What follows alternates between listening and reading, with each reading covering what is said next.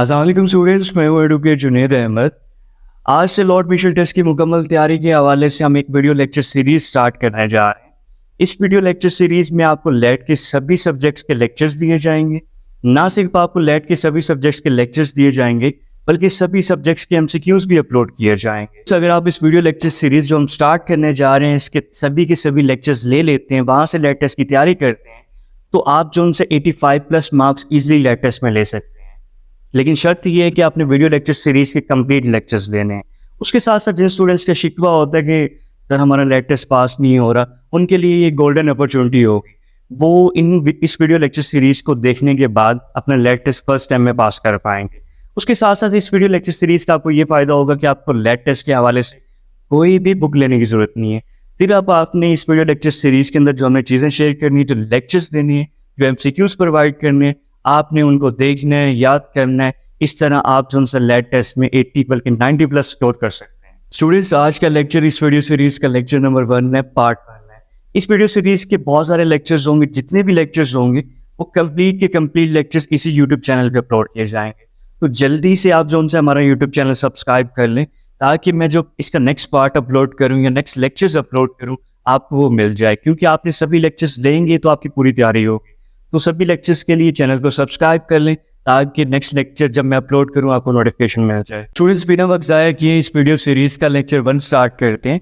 Lecture 1 जो उनसे general knowledge के हवाले से होगा, जनरल नॉलेज के सब्जेक्ट पे होगा। ये सब्जेक्ट काफ़ी डिफिकल्ट होता है और इम्पोर्टेंट भी होता है। तो इस वीडियो सीरीज का मैं जो लेक्चर स्टार्ट कर रहा हूँ वो जनरल नॉलेज से स्टार्ट कर रहा हूँ, ठीक है। क्योंकि स्टूडेंट्स को जनरल नॉलेज के पोर्शन में पता नहीं होता कि क्या चीज़ करनी है क्या नहीं करनी। तो ये सबसे इंपॉर्टेंट सब्जेक्ट है, तो इससे मैं लेक्चर स्टार्ट कर रहा हूँ। और आज का लेक्चर भी जनरल नॉलेज का फर्स्ट लेक्चर होगा, ठीक है। होंगे सभी सब्जेक्ट्स पे लेक्चर्स। देखिए, जब भी हम किसी टेस्ट की तैयारी स्टार्ट करते हैं, अगर हमें उस टेस्ट का बेसिक पैटर्न नहीं पता, उस टेस्ट का हमें सिलेबस नहीं पता, पेपर पैटर्न नहीं पता, तो हमें एक डायरेक्शन नहीं मिलती। हमें नहीं पता होता कि जो उनसे हमने क्या चीज़ तैयार करनी है और क्या चीज़ नहीं तैयार करनी। तो किसी भी टेस्ट की तैयारी करते वक्त सबसे पहले जो ज़रूरी चीज़ होती है वो आपको उस टेस्ट का पेपर पैटर्न और सिलेबस पता होना ज़रूरी होता है। क्योंकि पेपर पैटर्न और सिलेबस ही आपको डायरेक्शन देता है कि आपने जो उनसे टेस्ट में ये चीज़ें तैयार करनी है और ये चीज़ें तैयार नहीं करनी। तो फर्स्ट ऑफ ऑल मैं आपके साथ लेट टेस्ट का जो पेपर पैटर्न है वो डिस्कस करूंगा ताकि एक प्रॉपर वे में आपको डायरेक्शन दूं कि लेट टेस्ट की तैयारी इस अंदाज में करनी है।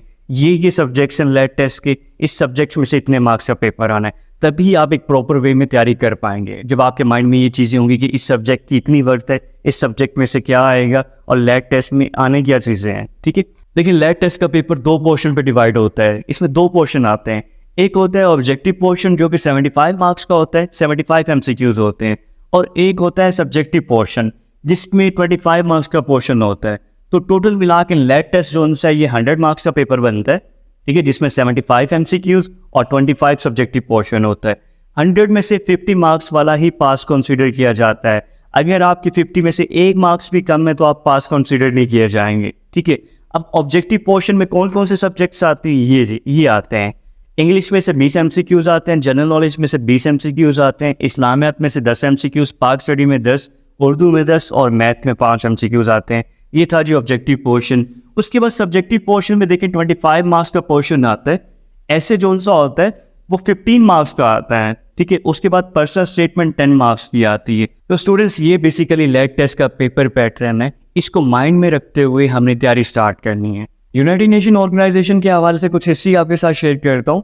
स्टूडेंट्स, फर्स्ट ऑफ ऑल देखिए, यूनाइटेड नेशन को बनाने के हवाले से, सजेशन देने के हवाले से एक कॉन्फ्रेंस मुनक्किद होती है जो सैन फ्रांसिस्को कैलिफोर्निया में मुनक्किद होती है। ये अमेरिका में है, ठीक है। जहाँ एक कॉन्फ्रेंस मुनक्किद होती है जिसके अंदर 50 कंट्रीज पार्टिसिपेट करती हैं और वो सजेशन देती हैं कि यूनाइटेड नेशन को होना चाहिए, बनना चाहिए। जब ये कॉन्फ्रेंस एंड हो जाती है उसके बाद यूनाइटेड नेशन चार्टर को साइन किया जाता है। यूनाइटेड नेशन चार्टर को 51 कंट्रीज साइन करती हैं। एमसीक्यूज आ जाता है कि यूनाइटेड नेशन चार्टर को कितनी कंट्रीज ने साइन किया? 51 कंट्रीज ने साइन किया। और यहाँ ये एमसीक्यूज आता है कि यूनाइटेड नेशन की जो कॉन्फ्रेंस हुई थी वो कहाँ हुई थी? वो सैन फ्रांसिस्को के अंदर हुई थी। तो आपको ये पता होना चाहिए, ठीक है। अब यहाँ आपका क्वेश्चन ये होगा कि यूएन चार्टर को 51 कंट्रीज साइन करी लेकिन कॉन्फ्रेंस में 50 कंट्रीज थी, ठीक है। तो यहाँ इसका आंसर ये है कि 50 कंट्रीज नो डाउट कॉन्फ्रेंस में थी, एक कंट्री मिस थी। वो कंट्री बाद में आके यूएन चार्टर को साइन करती है। अब वो कंट्री जो मीटिंग में नहीं थी वो आपने कमेंट बॉक्स में बताना है कि कौन सी कंट्री का नेम था। उसके बाद जब कॉन्फ्रेंस हो जाती है तो 51 कंट्रीज यूएन चार्टर को साइन करती हैं, ठीक है। अब यूएन चार्टर कब साइन होता है? वो 26 जून 1945 को यूएन चार्टर साइन किया जाता है। एग्जामिनर आपसे पूछता है कि यूएन चार्टर कब साइन हुआ? 26 जून 1945 को। कितनी कंट्रीज जोन से उसने साइन किया यूएन चार्टर? 51 कंट्रीज। यहाँ एक और एमसीक्यूज पूछा जाता है कि फाउंडिंग मेंबर्स कितनी है यूनाइटेड नेशन की, यानी कि यूएन की फाउंडिंग मेंबर कंट्रीज कितनी है? तो वो भी 51 कंट्रीज हैं।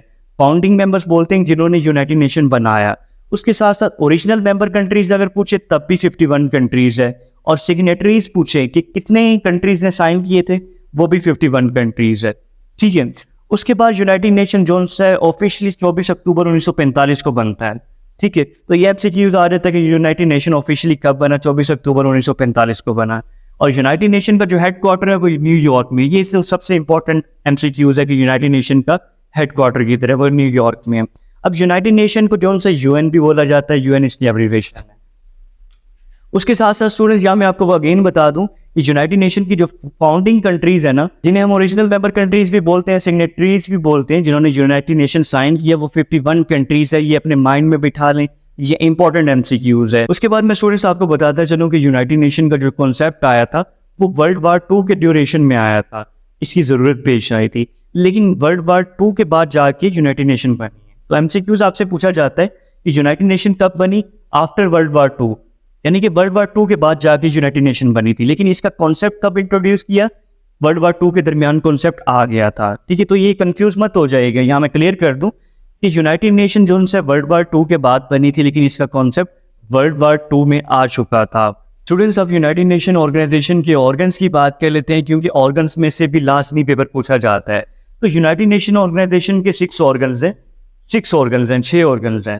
फर्स्ट ऑफ ऑल है जी जनरल असेंबली, सेकंड है सिक्योरिटी काउंसिल, थर्ड है जी सेक्रेटेरिएट, फोर्थ है जी economic and social council, and fifth है जी ट्रस्टीशिप काउंसिल, एंड लास्ट पे है जी इंटरनेशनल कोर्ट ऑफ जस्टिस, जिसे आईसीजे भी बोला जाता है।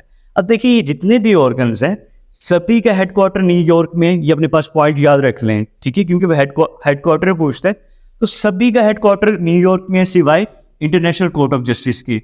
वो हमेशा इंटरनेशनल कोर्ट ऑफ जस्टिस का हेडक्वार्टर पूछेगा, क्योंकि इंटरनेशनल कोर्ट ऑफ जस्टिस का हेडक्वार्टर न्यूयॉर्क में नहीं है, ये नेदरलैंड और हैगे में है, ठीक है। ये एक ही है। समटाइम वो नेदरलैंड का ऑप्शन दे देता है और समटाइम वो हैगे का ऑप्शन दे देता है।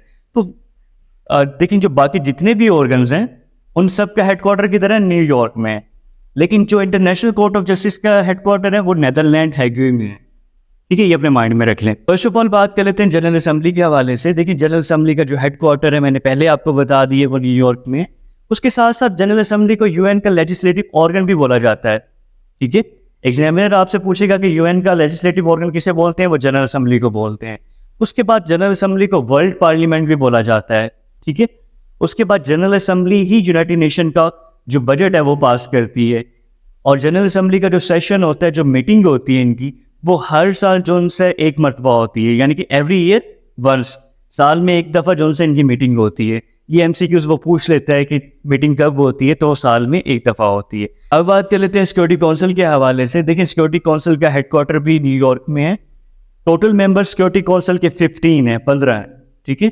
अब इसमें से देखिए 15 में से 10 नॉन परमानेंट है और 5 परमानेंट हैं। एग्जामिनर पूछ लेता होता है कि कितने नॉन परमानेंट मेंबर्स हैं, वो 10 हैं, और परमानेंट मेंबर सिक्योरिटी काउंसिल के कितने हैं, वो 5 हैं।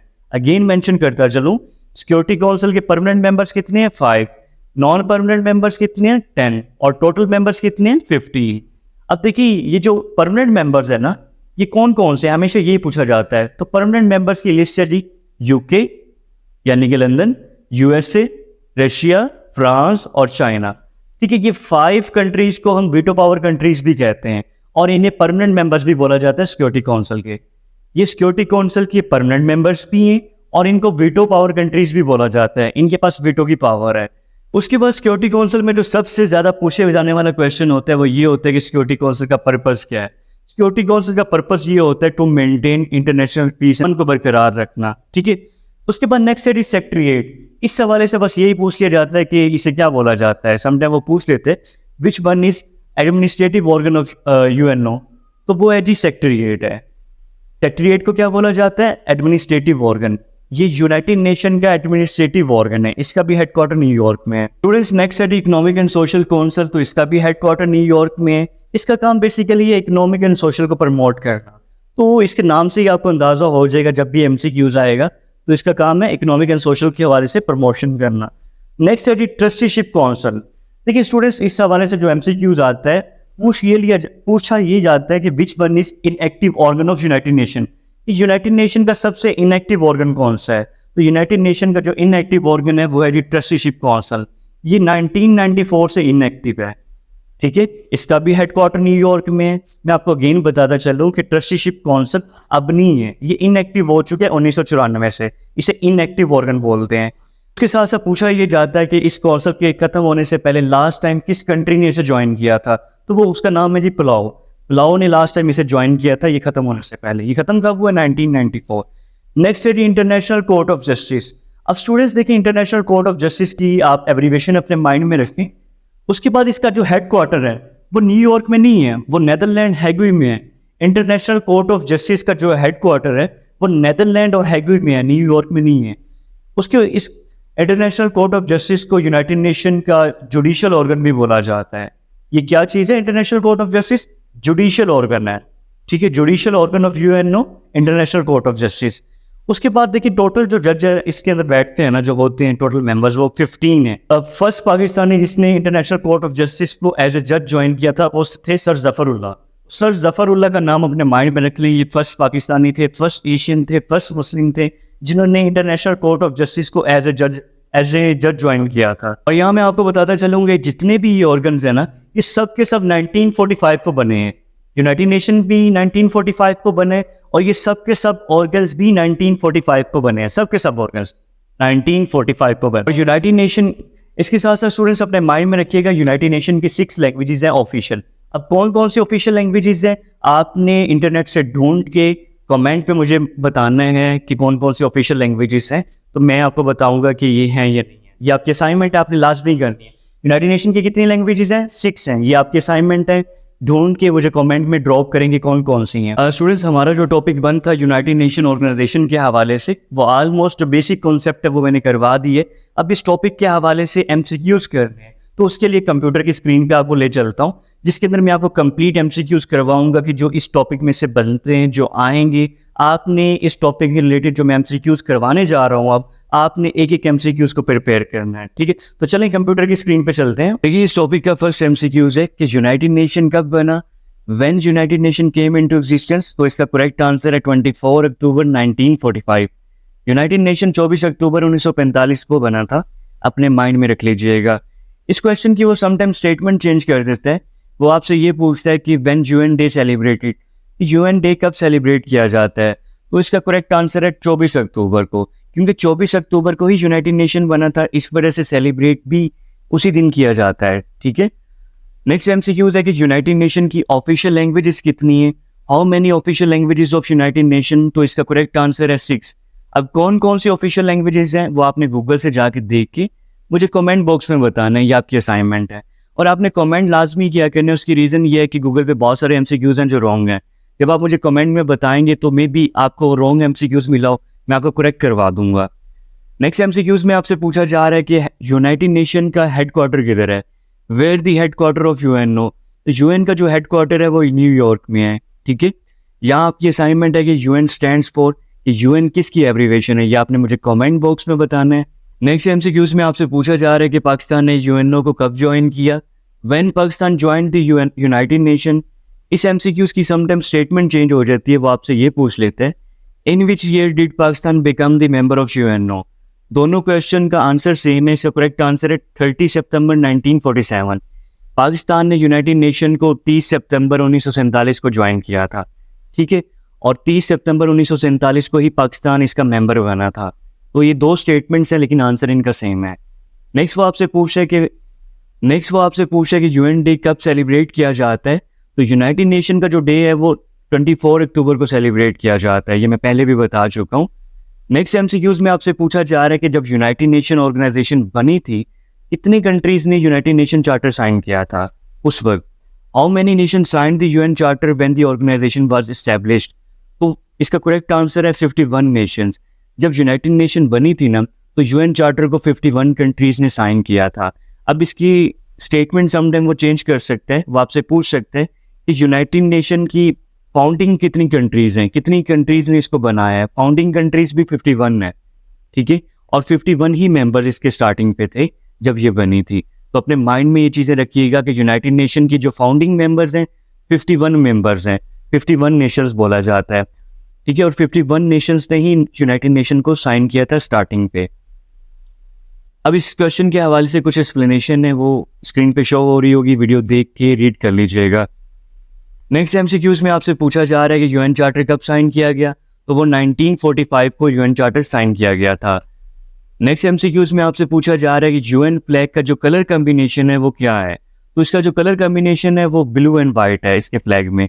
आपने इसका फ्लैग देख भी लेना गूगल पे जाके, इसके फ्लैग में जो कलर यूज हुआ है वो ब्लू एंड वाइट है, ठीक है। नेक्स्ट एमसीक्यूज में पूछा जा रहा है कि यूएन चार्टर कंसिस्ट ऑफ, कि यूएन चार्टर के कितने आर्टिकल्स हैं, तो इसका करेक्ट आंसर है 34 आर्टिकल्स हैं। नेक्स्ट एमसीक्यूज में आपसे पूछा जा रहा है कि यूनाइटेड नेशन का जो नेम है वो किसने सजेस्ट किया था। The name of United nation was suggested by, तो इसका करेक्ट आंसर है एफ.डी. रोजवेल्ट। इन्होंने यूनाइटेड नेशन का जो नेम है वो सजेस्ट किया था। नेक्स्ट एमसीक्यूज में आपसे पूछा जा रहा है कि founding original member of UNO, United nation जब बनी थी तो इसके टोटल कितने फाउंडिंग मेंबर्स थे, कितने ओरिजिनल मेंबर्स थे, तो ये मैं ऑलरेडी बता चुका हूँ। इसका करेक्ट आंसर है 51 स्टेट्स। जब यूनाइटेड नेशन बनी थी तो 51 कंट्रीज ने ही चार्टर साइन किया था और 51 कंट्रीज ही इसकी मेंबर थी। इस एमसीक्यूज में पूछा जा रहा है कि नीचे जितनी भी लैंग्वेजेस दी गई हैं इनमें से कौन सी लैंग्वेजेस यूनाइटेड नेशन की नहीं है। स्टेटमेंट को ध्यान से रीड कीजिएगा, यहाँ नोट का वर्ड यूज हुआ है। तो यहाँ वो आपसे पूछ रहा है कि कौन सी लैंग्वेज यूनाइटेड नेशन की ऑफिशियल लैंग्वेजेस नहीं है, तो रशियन जो लैंग्वेज है ना ये यूनाइटेड नेशन की ऑफिशियल लैंग्वेज नहीं है। इस टाइप का एमसीक्यूज को आप तब आंसर कर पाएंगे जब आपको पता हो कि यूनाइटेड नेशन की कौन कौन सी ऑफिशियल लैंग्वेजेस हैं, तभी आप इस टाइप के क्वेश्चन को आंसर कर पाएंगे। तो गूगल पे जाके फर्स्ट ऑफ ऑल देखेंगे यूनाइटेड नेशन की कौन कौन सी ऑफिशियल लैंग्वेजेस हैं। देखिए इस क्वेश्चन का वो दो तरह से दे सकते हैं। समटाइम वो पूछ लेते हैं which of following is not official languages, कि कौन सी नहीं है। समटाइम वो पूछ लेते हैं कौन सी है, which of following is official languages. तो स्टेटमेंट को ध्यान से रीड कर लीजिएगा। नेक्स्ट एमसीक्यूज में आपसे पूछा जा रहा है कि जब पाकिस्तान ने यूएन को ज्वाइन किया था तो किस कंट्री ने इसको अपोज किया था, मुखालफत की थी। Which country oppose Pakistan in UNO, तो अफगानिस्तान ने पाकिस्तान की मुखालफत की थी यूएनओ में। नेक्स्ट एमसीक्यूज में पूछा जा रहा है कि पाकिस्तान को फर्स्ट टाइम यूएनओ में किसने रिकॉग्नाइज किया था, किसने एक्सेप्ट किया था, तो ईरान ने पाकिस्तान को फर्स्ट टाइम एक्सेप्ट किया था यूएनओ में। नेक्स्ट वो आपसे पूछ रहे हैं who was first Pakistani representative to UNO, कि फर्स्ट पाकिस्तानी जो रिप्रेजेंटेटिव रहे हैं यूएनओ के वो कौन रहे हैं, तो उनका नेम करेक्ट है जी पत्रिस बुखारी, ये आपके माइंड में रहना चाहिए। नेक्स्ट वो आपसे पूछ रहे हैं कि यूएन के कितने ऑर्गन्स हैं, तो यूनाइटेड नेशन के जो हैं 6 ऑर्गन्स हैं। कौन कौन से ऑर्गन्स हैं ये आपकी असाइनमेंट है, आपने कमेंट बॉक्स में मुझे बताना है ढूंढ के कि टोटल कितने ऑर्गन्स हैं। नेक्स्ट एमसीक्यूज में आपसे पूछा जा रहा है कि यूनाइटेड नेशन का जो नेम रखा गया था वो किसकी सजेशन पे रखा गया था। United nation was adopted at the suggestion of, तो इसका करेक्ट आंसर है रोजवेल्ट, ठीक है। नेक्स्ट है जी what is legislative organ of UNO, कि यूएनओ के जो लेजिस्लेटिव ऑर्गन है, यानी कि जिस ऑर्गन को लेजिस्लेटिव ऑर्गन बोला जाता है उसका क्या नेम है, वो कौन सा ऑर्गन है जिसको लेजिस्लेटिव ऑर्गन बोला जाता है, तो इसका करेक्ट आंसर है जनरल असेंबली। जनरल असेंबली को जोन से यूनाइटेड नेशन का लेजिस्लेटिव ऑर्गन बोला जाता है। नेक्स्ट एमसीक्यूज में पूछा जा रहा है कि यूनाइटेड नेशन का वो कौन सा ऑर्गन है जिसको वर्ल्ड पार्लियामेंट भी बोला जाता है। Which organ of UNO also called world parliament, तो इसका करेक्ट आंसर है जनरल असेंबली। जनरल असेंबली को वर्ल्ड पार्लियामेंट भी कहा जाता है। नेक्स्ट एमसीक्यूज में पूछा जा रहा है कि where is headquarter of general assembly, तो जनरल असेंबली का जो हेडक्वार्टर है वो न्यूयॉर्क में है। नेक्स्ट एमसीक्यूज में आपसे पूछा जा रहा है कि जनरल असेंबली बनी कब, तो वो 1945 को बनी थी।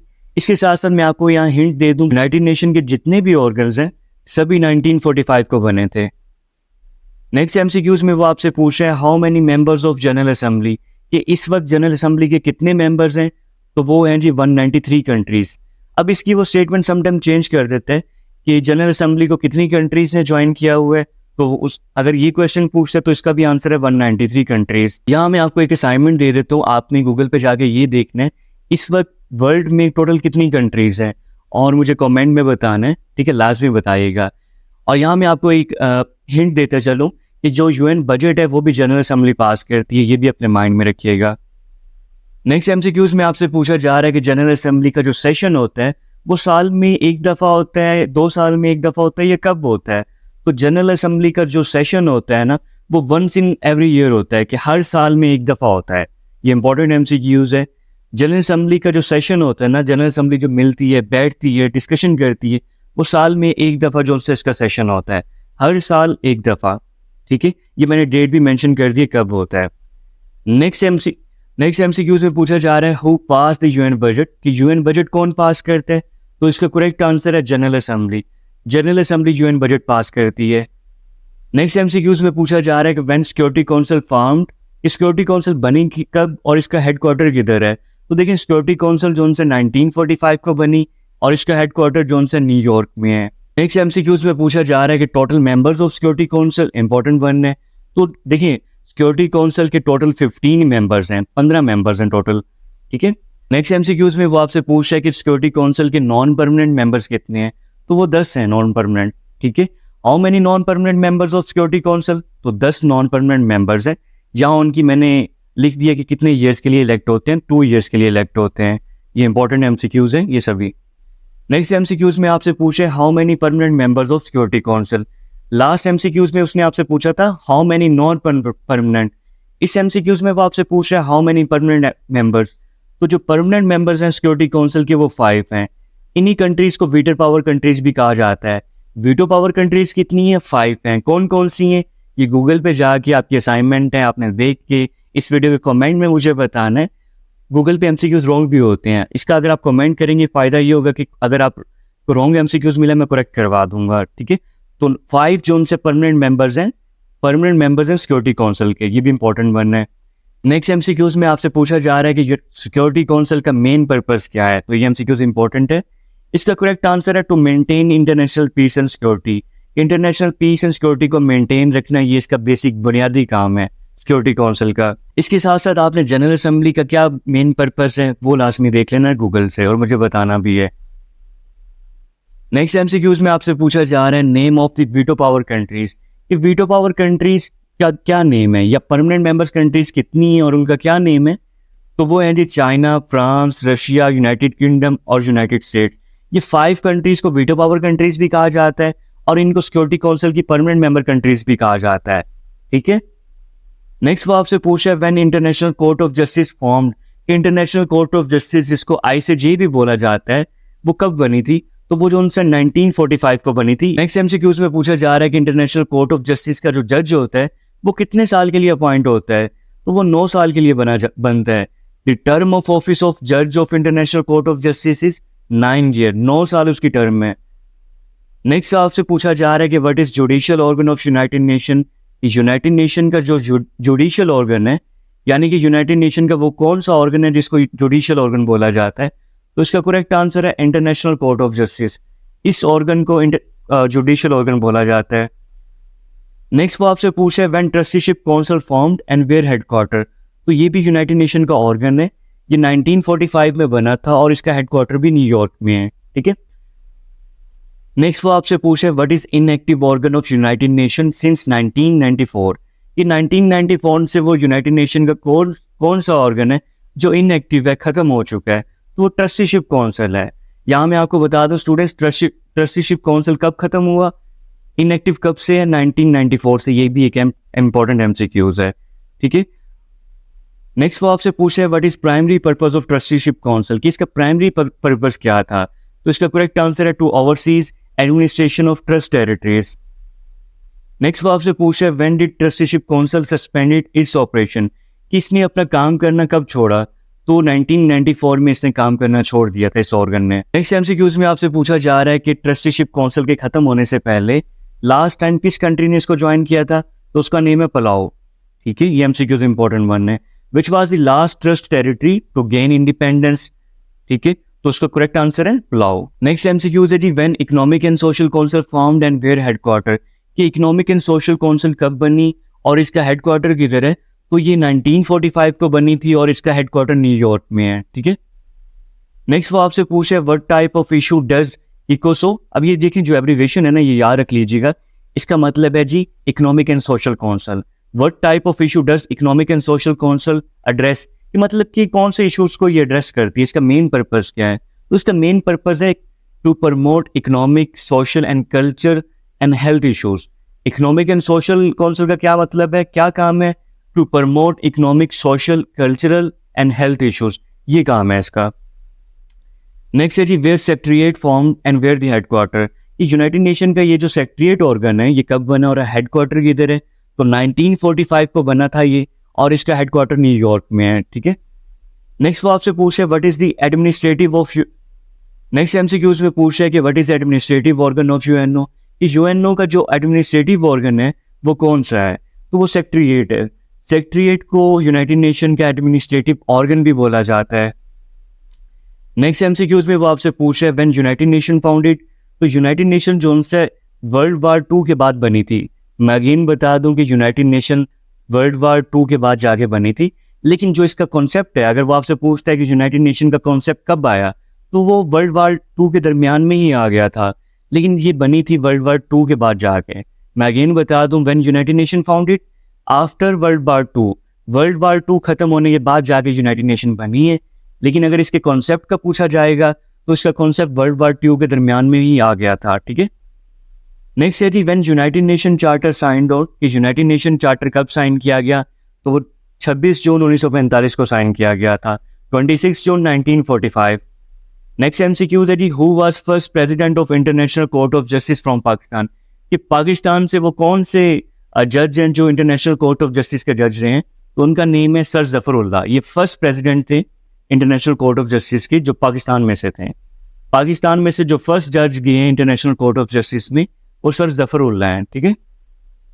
नेक्स्ट है जी हु वाज फर्स्ट फीमेल जज to serve on international court of justice, कि इंटरनेशनल कोर्ट ऑफ जस्टिस की जो फर्स्ट फीमेल जज रही हैं उनका क्या नेम था, तो इसका करेक्ट आंसर जो उनसे या कुछ और होगा स्क्रीन पे।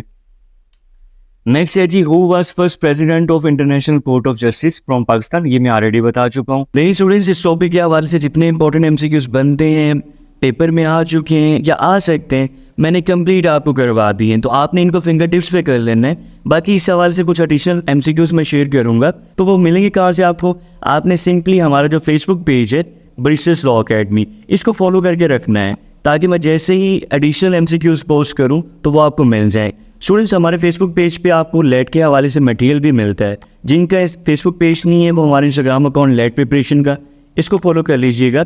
इस इंस्टाग्राम अकाउंट पे देखिए मैंने लेट के हवाले से रिसेंटली एमसीक्यूज पोस्ट किए हैं, ठीक है, और रोल ओवर शिप्स के हवाले से अपडेट भी की है। तो यहाँ आपको कंप्लीट चीज़ें मिलती हैं इस इंस्टाग्राम अकाउंट पे और इस फेसबुक पेज पे, तो लाजमी आपने जो उनसे फॉलो करना है। स्टूडेंट्स हमारा नेक्स्ट टॉपिक है करेंसीज के हवाले से। मोस्टली एग्जामिनर जो उनसे है किसी न किसी कंट्री की करेंसी पूछ रहा होता है, और मोस्टली इस टॉपिक में से कोई ना कोई एमसीक्यूज आ रहा होता है, तो आपने जो उनसे इस टॉपिक को अच्छे से प्रिपेयर करना है। इस टॉपिक में एग्जामिनर पूछता ही है कि इस कंट्री की क्या करेंसी है, इस कंट्री की क्या करेंसी है। जो मोस्ट इंपॉर्टेंट 1 कंट्रीज हैं जिनकी करेंसीज के बारे में प्रीवियसली पूछा जा चुका है या पूछा जाएगा आगे, वो मैंने यहाँ व्हाइट बोर्ड पे नोट कर दिया। आपने जस्ट इन्हीं कंट्रीज की करेंसीज को प्रिपेयर कर लेना है। अच्छा स्टूडेंट्स, फर्स्ट ऑफ ऑल देखें, जिन कंट्रीज की करेंसी सेम बनती है ना, मैंने सेम बना के एक लिस्ट बना दी ताकि आप लोग जब याद करें तो आपको ईजिली याद हो जाए। तो आपने सेम जो उनसे स्केच बना लेना अपने पास जैसे मैंने बनाया है। स्टूडेंट्स, ईरान, सऊदी या कतर की करेंसी जो उनसे सेम है, रियाल है, ठीक है। इसको अगर ईरान की वो पूछ रहा है तो हम इसको ईरानी रियाल बोल सकते हैं, अगर वो सऊदीया की पूछ रहा है तो हम इसको सऊदी रियाल बोल सकते हैं, अगर वो कतर की पूछ रहा है तो हम इसको कतरी रियाल बोल सकते हैं। लेकिन ओवरऑल जो उनसे ऐसी करेंसी जो उनसे सेम है, ईरान, सऊदी और कतर की रियाल है। उसके बाद नेक्स्ट है जी जर्मनी, इटली, ऑस्ट्रिया, ये ऑस्ट्रेलिया नहीं है, ये ऑस्ट्रिया है, पुर्तगाल, नेदरलैंड, वेटिकन सिटी और फिनलैंड, इन सब की करेंसी जो सी है यूरो है, ठीक है। आपने अपने पास लिस्ट बना लेनी है। नेक्स्ट है जी ऑस्ट्रेलिया, कनाडा, अमेरिका, न्यूजीलैंड और एल सल्वाडोर, इन सभी कंट्रीज की जो करेंसी है वो डॉलर है, ठीक है। अमेरिका को यूएस भी बोलते हैं, अगर वो आपसे पूछते हैं यूएस की करेंसी क्या है तो कंफ्यूज नहीं हो जाना, ठीक है। और यहाँ मैं आपको बता दूं कि ये जो अमेरिका है ना, अमेरिका, ठीक है, इसकी करेंसी को जो डॉलर बनती है, लेकिन हम डॉलर को, अमेरिका की जो करेंसी है ना, समटाइम वो डॉलर की बजाय ऑप्शन देते हैं यूएसडी। तो अमेरिका के केस में अगर ऑप्शन डॉलर नहीं है तो यूएसडी हम सेलेक्ट कर सकते हैं, ठीक है। इसको यूएसडी भी बोलते हैं, अमेरिका के केस में बता रहा हूँ, बाकी के केसेस में डॉलर ही बोला जाएगा। उसके बाद नेक्स्ट है जी इंडिया, श्रीलंका, नेपाल, पाकिस्तान, इन सब की करेंसी जो उनसे रुपी है, अगर वो इंडिया की बात करेगा तो इंडियन रुपी, अगर वो श्रीलंका की बात करेगा श्रीलंकन रुपी, नेपाल की बात करेगा नेपालियन रुपी, पाकिस्तान की बात करेगा पाकिस्तानी रुपी। उसके बाद नेक्स्ट है जी बांग्लादेश। तो बांग्लादेश की जो करेंसी है वो टका है, अफगानिस्तान की जो करेंसी है वो अफगानी है, इराक की करेंसी दिनार है, चाइना की करेंसी रेनमिनपी है, रशिया की करेंसी रबल है, जापान की करेंसी येन है और इसराइल की करेंसी शेल है। ठीक है, तो ये करेंसीज है। स्टूडेंट्स व्हाइट बोर्ड पे मैंने जिस तरह की लिस्ट बनाई हुई है अपने पास वो लिस्ट बना लें, क्योंकि ये सभी कंट्रीज इंपॉर्टेंट बनना है। और आपको जो से अगर आप ईरान की सेपरेट याद करेंगे वैसे नहीं होगी, जब आपके पास लिस्ट बनी होगी इन सभी कंट्रीज की करेंसी सेम है, इन सभी कंट्रीज की करेंसी सेम है, तो इस तरह आप इजीली प्रिपेयर कर पाएंगे। अच्छा स्टूडेंट्स, यहाँ आपके लिए एक असाइनमेंट है, आपने अर्जेंटीना, हांगकॉन्ग, उसके बाद स्विट्जरलैंड, यहाँ यूक्रेन और स्विट्जरलैंड,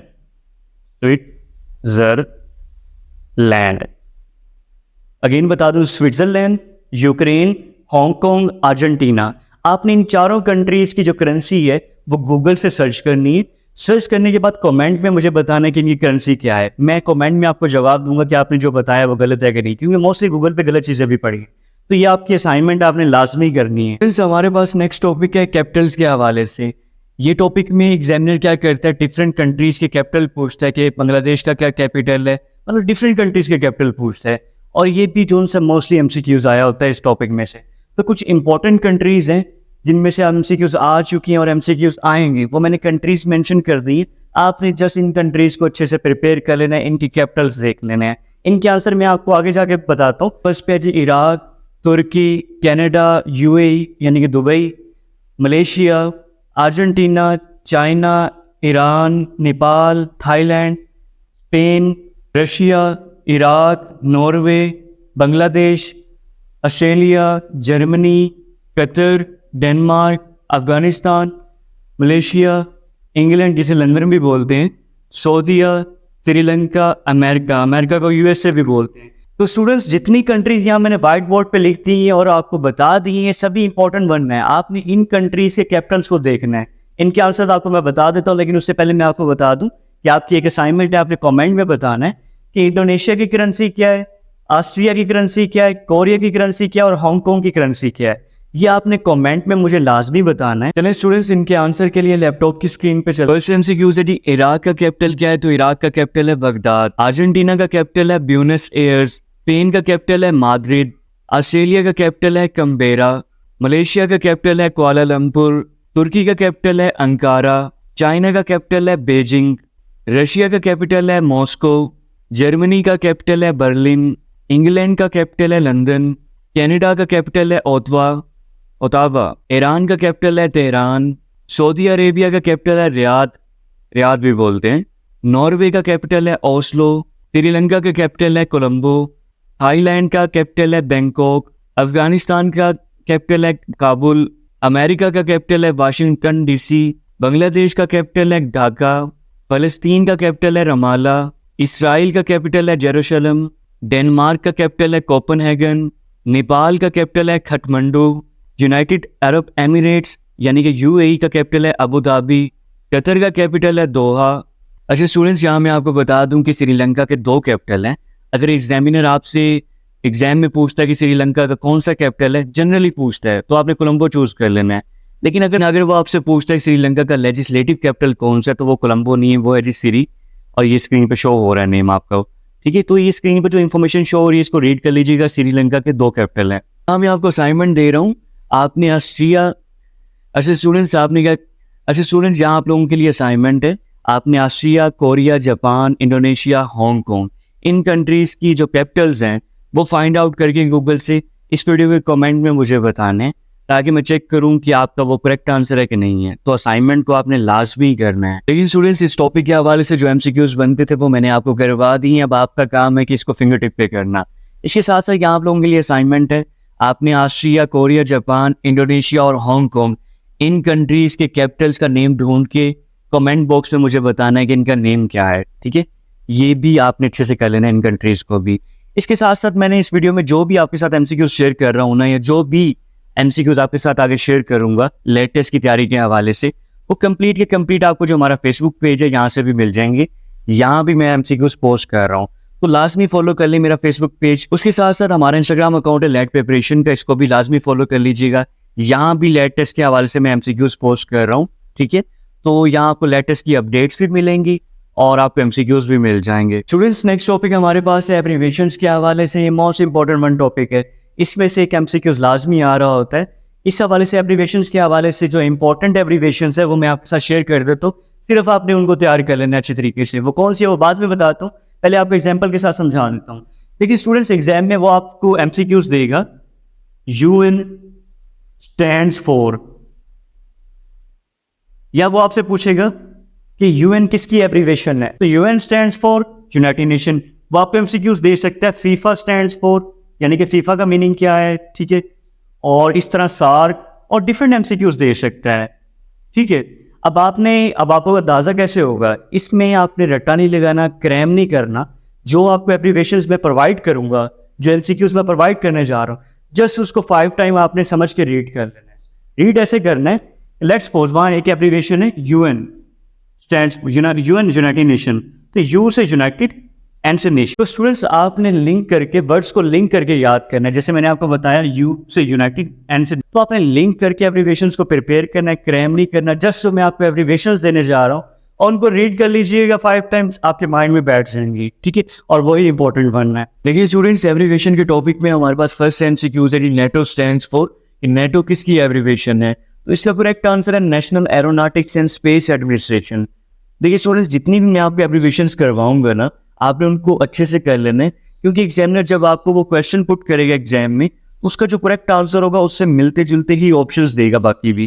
तो आप करेक्ट आंसर पे तभी क्लिक कर पाएंगे जब आपको एग्जैक्टली पता होगा कि इसका क्या मीनिंग है, ठीक है। तुक्के पे नहीं काम चलेगा। नेक्स्ट है जी यूएन स्टैंड्स फॉर, तो UN stands for United Nation. Next है जी OIC stands for, OIC stands for organisation of Islamic cooperation. Next है जी सार्क स्टैंड्स फॉर, तो SAARC stands for South Asian association for regional cooperation. Next है जी FIFA stands for, तो FIFA stands for international federation of association football, international federation of association football. इसके साथ साथ वो समटाइम ऑप्शन दे देते हैं फेडरेशनल इंटरनेशनल डी फुटबॉल एसोसिएशन। तो दोनों करेक्ट आंसर है, इसको अच्छे से ध्यान से रीड कर लीजिएगा। नेक्स्ट है जी आईसीसी स्टैंड्स फॉर, तो ICC stand for international cricket council. Next है जी ILO स्टैंड्स फॉर, तो ILO stands for international labour organisation. Next है जी IAEA स्टैंड्स फॉर, तो इसका करेक्ट आंसर है international atomic energy agency. Next है जी एशियन स्टैंड्स फॉर, तो इसका करेक्ट आंसर है association of south east nations. Next है जी RAS स्टैंड्स फॉर, तो इसका करेक्ट आंसर है research and analysis wing. Next है जी ICJ स्टैंड्स फॉर, तो ICJ stands for international court of justice. Next है जी USA स्टैंड्स फॉर, तो इसका करेक्ट आंसर है United States of America. Next है जी GDP स्टैंड्स फॉर, तो GDP stands for gross domestic product. Next है जी AIDS स्टैंड्स फॉर, तो AIDS stands for acquired immunodeficiency syndrome. Next है जी EU स्टैंड्स फॉर, तो EU stands for European union. Next है जी CEO स्टैंड्स फॉर, तो CEO stands for chief executive officer. Next है जी FAQ stands for, तो इसका correct answer है frequently asked question. Next है जी DNA स्टैंड्स फॉर, तो इसका करेक्ट आंसर है डीऑक्सीराइबोन्यूक्लिक एसिड। नेक्स्ट है जी RNA स्टैंड्स फॉर, तो इसका करेक्ट आंसर है राइबोन्यूक्लिक एसिड। नेक्स्ट है जी यूनिसेको स्टैंड्स फॉर, तो इसका करेक्ट आंसर है यूनाइटेड नेशन और educational scientific and cultural organisation. Next है जी CPU स्टैंड्स फॉर, तो CPU stands for central processing unit. Next है जी PDF स्टैंड्स फॉर, तो PDF stands for portable document format. Next है जी CIA स्टैंड्स फॉर, तो CIA stands for central intelligence agency. Next है जी FBI स्टैंड्स फॉर, तो FBI stands for federal bureau of investigation. Next है जी FBR stands for, तो FBR stands for federal board of revenue. Next है जी GPS stands for, तो GPS stands for global positioning system. Next है जी RAM stands for, तो RAM stands for random access memory. Next है जी WHO stands for, तो WHO stand for world health organisation. Next है जी USB स्टैंड्स फॉर, तो USB stands for universal serial bus. Next है जी LED स्टैंड्स फॉर, तो LED stands for light emitting diode. Next है जी लेजर स्टैंड फॉर, तो laser stand for light implication by stimulated emission of radiation. Next है जी IELTS stands for, तो IELTS stand for International Language Testing System. Next है जी LLB stands for, तो ये तो आप सभी को पता होगा क्योंकि आप LLB करना चाह रहे हैं, ठीक है। नेक्स्ट है जी VPN stands for, तो Virtual Private Network. नेक्स्ट है जी SEO stands for, तो SEO stands for Search Engine Optimization. Next है जी SSD stands for, तो SSD stand for solid state drive. Next है जी HTTP स्टैंड फॉर, तो ये stand करते हैं hyper text transfer protocol.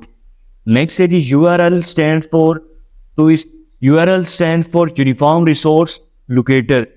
Next है जी LPG स्टैंड फॉर, तो LPG stand for liquefied petroleum gas. Next है जी IMF स्टैंड फॉर, तो IMF stand for international monetary fund. अच्छा स्टूडेंट्स, ये लास्ट पे आपकी असाइनमेंट है। BRIXT स्टैंड फॉर, आपने गूगल पे जाना है, ये ढूंढना है कि ये किसकी एब्रीवेशन है और कमेंट बॉक्स में मुझे बताना है कि ये किसकी एब्रीवेशन है। तो ये असाइनमेंट आपने लाजमी करनी। नेक्स्ट है जी ISI स्टैंड फॉर, तो ISI stand for inter services intelligence. देखिए स्टूडेंट्स, अगर आप चाहते हैं कि लेट की तैयारी के हवाले से बाकी लेक्चर्स भी आपको मिले तो हमारा यूट्यूब चैनल जल्दी से सब्सक्राइब कर लें और बेल आइकन पे आपने लाजमी प्रेस कर लेना है ताकि जैसे ही हम इस वीडियो सीरीज के बाकी लेक्चर्स अपलोड करें वो आपको मिल जाएं। तो मेरी आप सभी स्टूडेंट्स से रिक्वेस्ट है कि चैनल को आप लाजमी सब्सक्राइब कर लें, ठीक है।